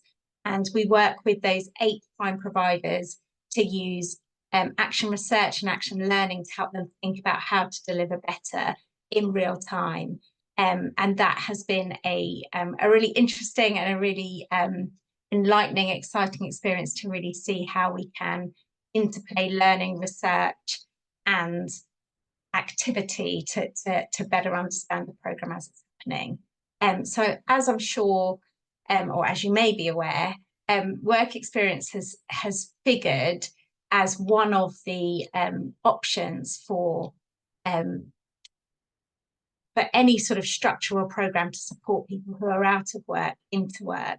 And so what I really want to do today is talk about in general terms how that's happened, what works, what doesn't work, and where some of the key challenges are. And I think we'll see that they interplay quite nicely with some of the earlier discussions. So I'm now going to share my screen. So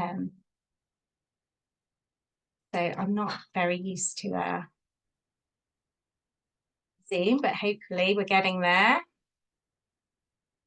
I'm going to assume everybody can see that and that you'll shout if you suddenly can't see it.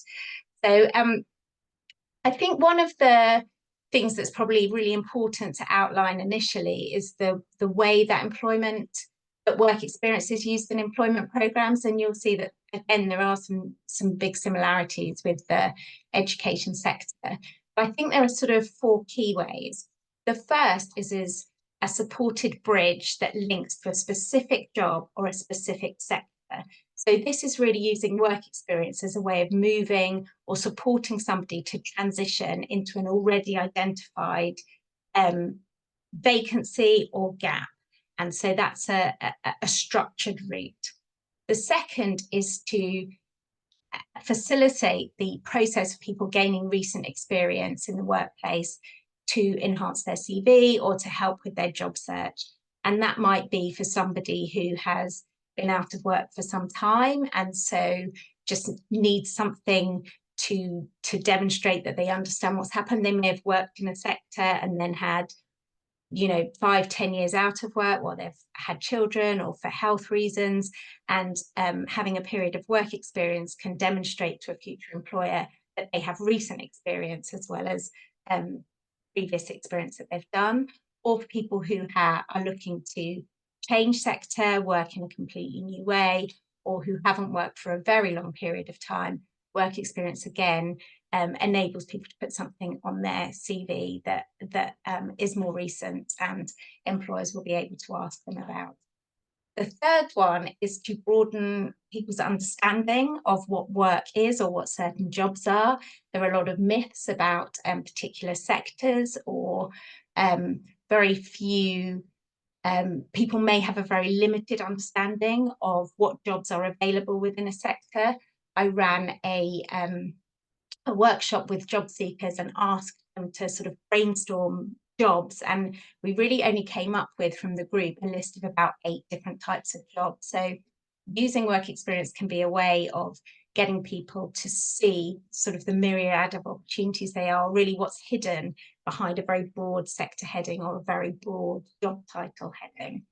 And the last use of work experience, which I think is different to the way that it's used in education, is that it can be used by government as a way of increasing the level of conditionality attached to benefits. So a way of trying to control people's time or to direct people's time in a way that makes staying on benefits less attractive for some people. And this has a horrible term to it, which is called shaking the tree. But I think it's really important when we talk about employment programmes to think about the role that conditionality plays. And I want to talk a bit later about the impact that has on the design and the shape of those programmes. So I'm going to whiz through these 4 types of work experience and just sort of provide an overview for you. So in terms of these supported bridges, I think historically the best well known of these were intermediate labour markets, and these sort of were popular, I guess. They're still reasonably popular in the US, but they were sort of in rising popularity in the UK from the 80s through to the 2000s, and have sort of decreased in use. They tend to be quite expensive to set up and run.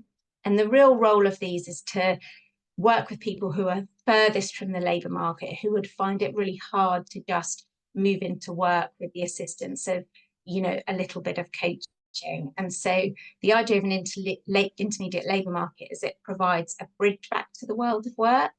And the sort of core feature of it is that the individual is paid to work on a fixed term temporary contract that is meshed together with training, personal development, and job search activities.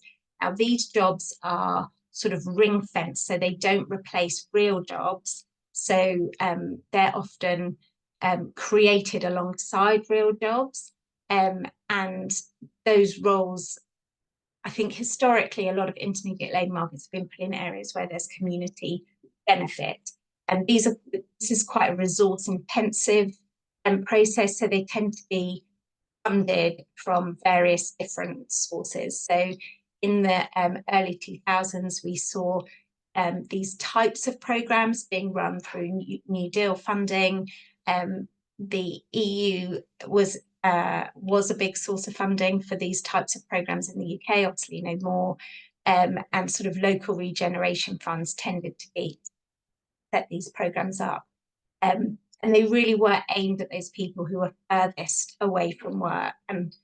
But these types of programmes can also be set up for people who are slightly closer to work, but don't have the qualifications attached to the type of jobs that they want to move into, or where there's a high level of employer need and a need to sort of attract a large number of people in. So an example of this are the SWAPS programmes. So that SWAPS stands for sector-based work academies, and these are based on job vacancies. So they're built in areas where there are a high number of job vacancies, and employers are engaged as part of the process of this. The idea is that the individual will have training, they'll have work experience, and they'll have a guaranteed job interview at the end. And the whole sort of SWAPS process is very different to the length of the intermediate labour market. It's intended to last about 6 weeks. But in that 6 weeks, there's a bit of training, some time with an employer, and then at the end you have a job interview. And these tend to be in sectors like care, construction, digital, warehousing. All of the training and the admin costs are covered by government funding, so there's no specific cost to the employer. So this again was sort of a significant expense. It's quite an expensive programme. It's tens of millions of pounds in terms of the budget. But the evaluation, so I have to say from the outset, the evaluation, DWP have been very resistant to publishing a lot of impact evaluation over the last few years, decades.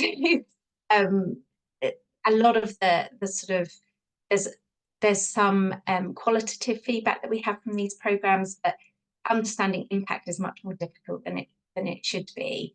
So SWAPS is quite a popular program. So I think 80,000 people a year attend some SWAP of one type or another, but the impact of the program hasn't been published, so it's really hard to tell. And what's really interesting, and this sort of relates back, Fran, I think to what you were saying about work placements, is that claimants, when interviewed about SWAPS, tend to be quite positive about the program, but they're not sure that it's useful. And I think that's a really good. They're really good sort of concepts or ideas to think about when we think about the way work experience works for employment programs. In that we have I think where there is qualitative feedback, it does tend to be really positive about people enjoying it, but the link to an employment outcome is much harder to prove.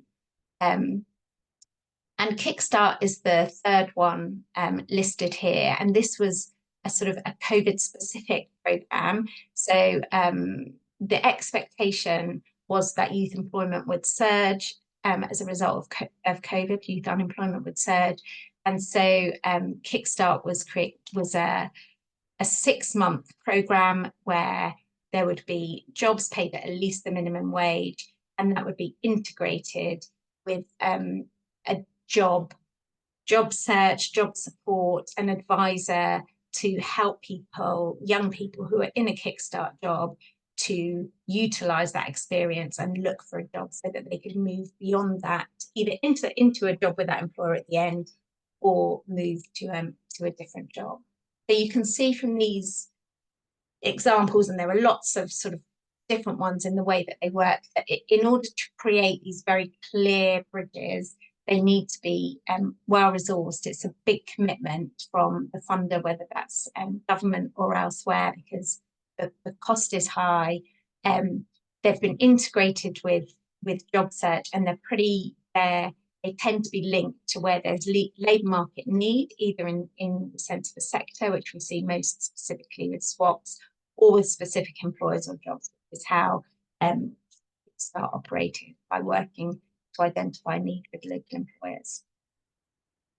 So maybe what we see more commonly in employment programs is shorter periods of work experience, and these periods of work experience probably are the most similar to those that happen with young people in school.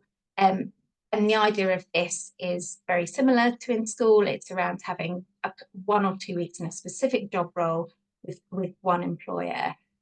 Where it may differ is that some of these programs may be much more tightly tied to real paying jobs at the end of it. So there may be a process where people are expected to apply to get onto the work experience program, and there may be a guaranteed interview at the end. And the real purpose of this work experience is partly around, as I said earlier, creating a more recent experience for people, but also to really ensure that people are better placed when it comes to applying, when it comes to interviews, and when it's starting work, because they understand what the job entails, they understand who the employer is, they've got a better concept of what that work is. And there've been some really good examples of where this has worked really well. And these tend to be developed. The examples on the last slide were sort of big national programs. These tend to be developed between individual providers or individual advisors and individual employers. And I've got an example here, which came from the work program, which was done between the co-op and Indius, who are an employment services provider. And by working together, they created a structured recruitment process that created a pipeline into working in the co-op for people who were on the work program. So they would have been unemployed for at least a year. And the idea of this program was that people would come into the co-op, they would have a structured work experience program of between 1 and 2 weeks, and at the end of that they would be given a job interview. They would obviously have a higher chance of moving into work. I think one of the things that's really interesting about this partnership is that the advisors that were referring people into this work experience and sort of gateway, in order to access it, they had to visit the stores themselves and almost work shadow to understand what the demands of the job were, because it was really important to the co-op senior management that the physical, numeracy, social requirements of the job were fully comprehended before candidates were put forward to it. So the co-op wanted to make sure, while they were offering this sort of supported entry and they were offering guaranteed interviews, that the people coming through would be the right people to work with the co-op. And the actual work experience itself was a very structured framework. So there were presentations to participants before they started the work experience. They had a tour of the shop before they started the work experience.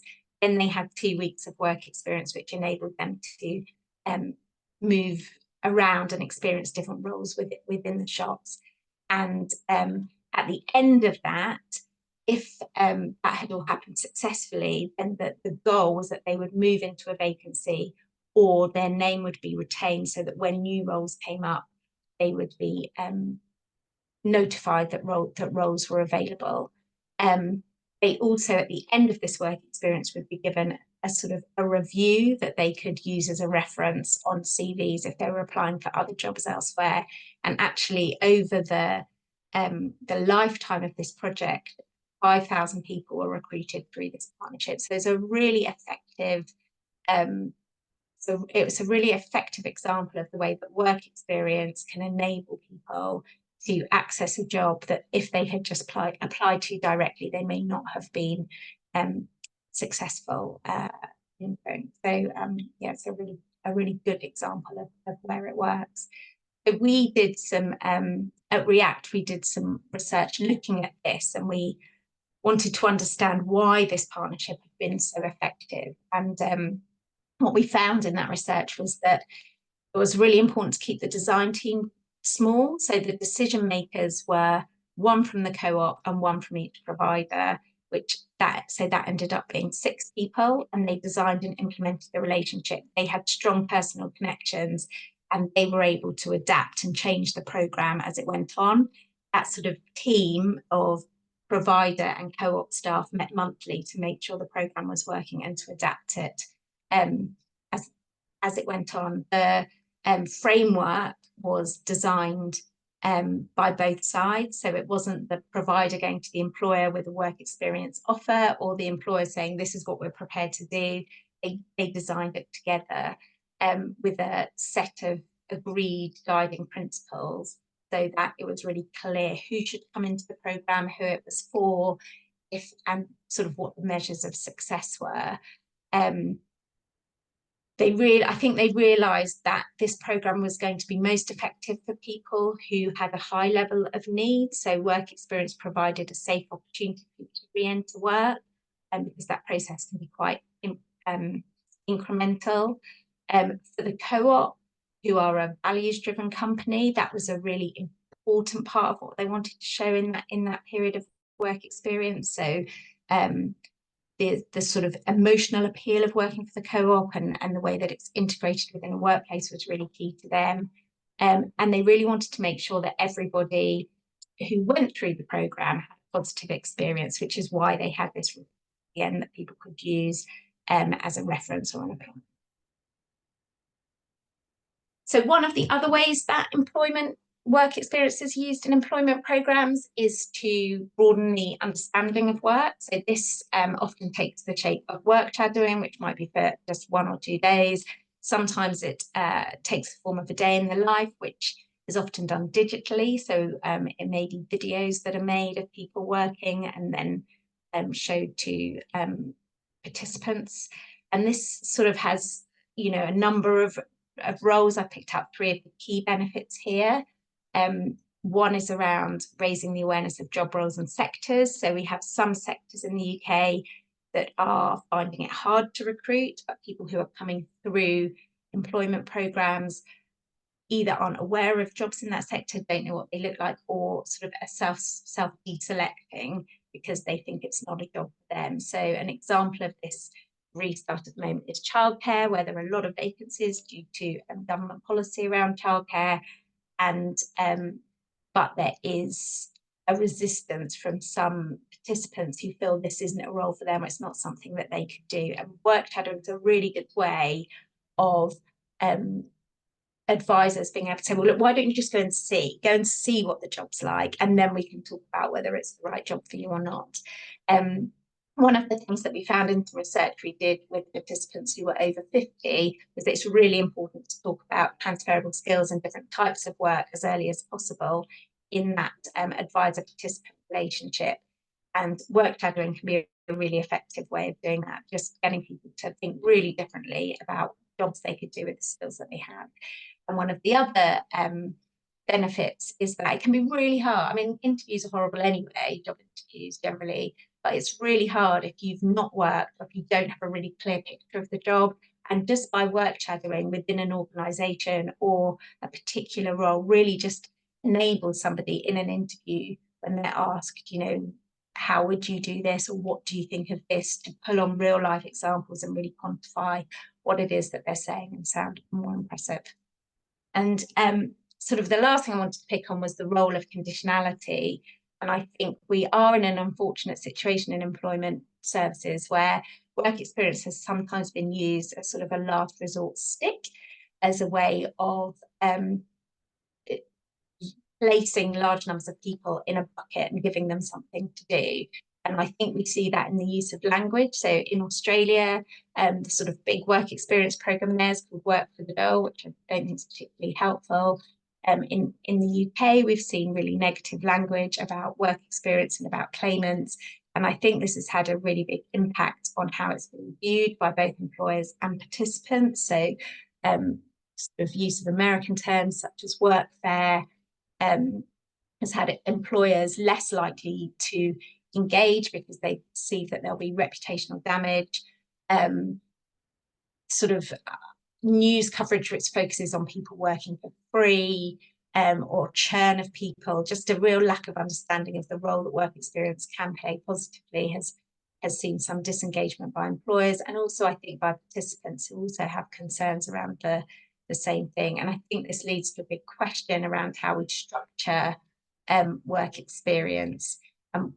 That sort of speaks to what the goal is, whether it's around getting people to disengage from benefits or to move people closer to work, and what difference that makes. And I realise I'm coming to the end of my time, so I'm just going to very quickly sort of flash up here what I think good looks like. And I think we can see from the experience of programmes that have worked that a clear structure is necessary, along with a clarity of objective. And I think there are lots of different positive objectives for work experience, but they're all different, and you would choose the type of work experience depending on the objective that you have. I think how it links to real job opportunities at the end needs to be really transparent and clear to the participant before they start. Integration of job search the whole way through, and then the more that people, whether they're participants or employers, are engaged in that process, I think we see positive outcomes. And where we see challenges, I think, are around these big programs and whether they're sufficiently tailored. One of the really interesting things about swaps is that one of the part of that process that was much harder to get was the work experience placement. So the local authorities, combined authorities running swaps were able to sort out the training bit, but found it harder to find the work experience, and employer engagement generally is a big issue in this area. Can also be an issue around engagement. Scaling success, where we find something that works really well. I don't think in the employability sector we're great at understanding how to transfer that experience more broadly. And we also aren't very good at managing exit from the programme. So I think the co-op example is a really good example of how to ensure that everybody takes something positive and that success isn't just about getting a job. But I think in general, we're pretty poor at thinking about what happens at the end of work experience to make sure people have something to take with them in the future. I've talked about conditionality. And then the other thing I'd really like to flag is that a lot of people coming through these programs have very complex needs, maybe around caring responsibilities or around health or mental health issues, maybe around housing. Particularly with the rise in the cost of living crisis, there are some very huge financial and debt issues that people have that make it hard for them to think about or travel to work experience placements, which mean we need to think about the sort of funding that sits around it. And then the last question was around coherent journeys, and I think this is where we probably tie in very nicely to education, which is about making sure these experiences are quality. And I think that's maybe why we see more success at a smaller level, that these experiences are tailored and tied to the needs of the individual and the needs of the employer, and that matching process is in place, that it's integrated with job search, so we know how to manage the exit and we know how to make sure that whatever happens in that experience, the positives can be built on for the next step. I think the way that we talk about work experience and experience of work from school right through to adulthood is a real opportunity to talk more coherently about the way that these things work. And I think work experience in employment services is often seen as, if it's successful, you'll get a job. Actually, and I think one of the previous speakers also said this, which is my real hobby horse, is that I think one of the real benefits of work experience is you can really understand what you don't want to do, and that failing to get a job can actually be the biggest winner, because it can really help you really understand the job that you want and to restructure your job search to find something totally different, to find that actually you really don't want to work with people, you want to work, or you really want to work outside, or whatever it is that you didn't like about the work experience can really sort of turbocharge being able to identify what it is you do want in a job. And that is a brilliant outcome, even if the job itself hasn't materialized. I think it's really important that people have agency over both the work experience and how it fits into their wider life. And I really liked it wasn't work-life balance, it was work-life blend, and I really liked that. And I think that's what we see in terms of how we help this to build sort of coherence. And just this also reflects what's been said earlier, but we've really struggled with understanding impact because of lack of publication of evaluation and a lot of lack of transparency for employers and participants, therefore, about what we can build and what we want. So I'm going to finish there. Hopefully I didn't. Thanks so much, Jane, for the rich content, but also the connections that you made. We perpetually fail on NICEC events in allowing enough time to do justice to those wonderful presentations. But I know Michael was poised to put us into 3 breakout rooms to pick up some of those issues. And I think we can still do that, but it'll be like 1/4 of an hour, with then returning for the last 2 or 3 minutes just to thank everyone. What I'd like to ask is that the people facilitating each group could act as scribe as well, so that we've lost the opportunity for a really detailed plenary feedback. But if people could write some brief notes and send those to me in bullet point form, then at least we'll capture some of this and be able to revisit some of those points. The facilitators certainly have the prompt questions. What struck you anew? What do you see as the major challenges in having a creative and progressive approach? And what scope is there to build a more continuous and evolving use of work experience? So, Michael, is it possible to get people to sign up to the 3 groups, opt in to? Yes, I'll open the rooms now. Lovely, thank you.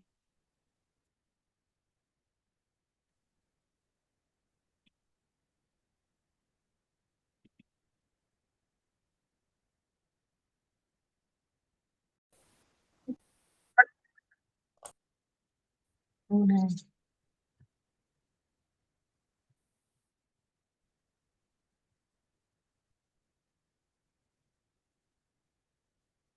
Sorry, Andrew, you were in the middle of a very important point. We lost you. Come back to the main room. I'm sorry. Yeah, Claire was mid-question as well. It was Yeah, all making sense though, David. It was all making sense. And sorry to Benjamin that I didn't get a chance to bring you in.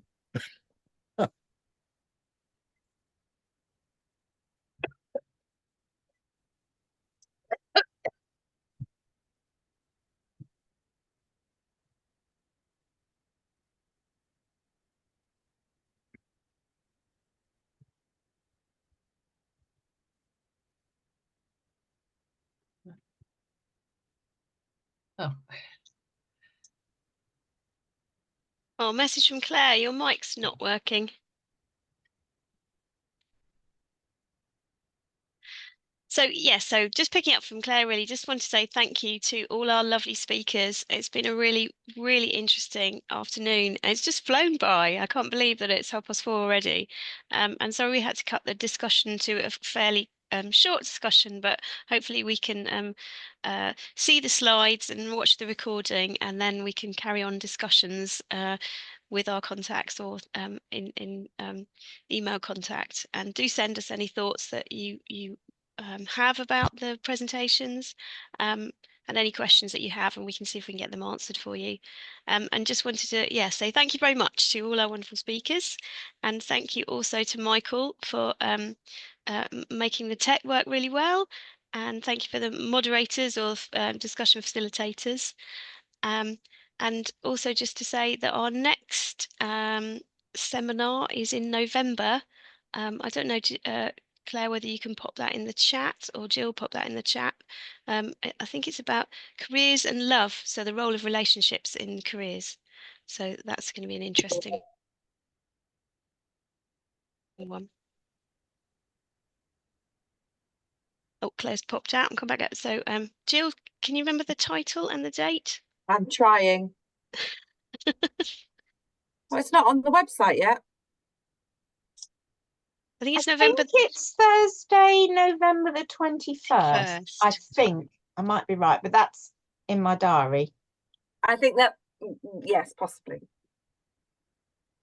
I'm Yes. so sorry, my mic stopped working and everything stopped working. We've managed to thank everybody, I hope, including facilitators, and next two events, I guess, 21st of November and the 27th of January. My apologies. I'm going for a walk round a canal, I think, now. And I'll lie down. But Elnez, thanks so much for the original suggestion of the topic and the chance we've had this afternoon to look at it, Wendy, through your language, through different lenses. What's your starting point in terms of phase, and some really good learning. So my apologies for making a disaster of the end as well. As long as you don't jump in the canal, Claire. No, I think not. Good. Well, thanks everybody, and have a lovely evening. Yes. Thanks so much for having me. Thanks Bye, everyone everyone. for having Thanks us. a lot. Bye-bye. Thanks, Fran. Thank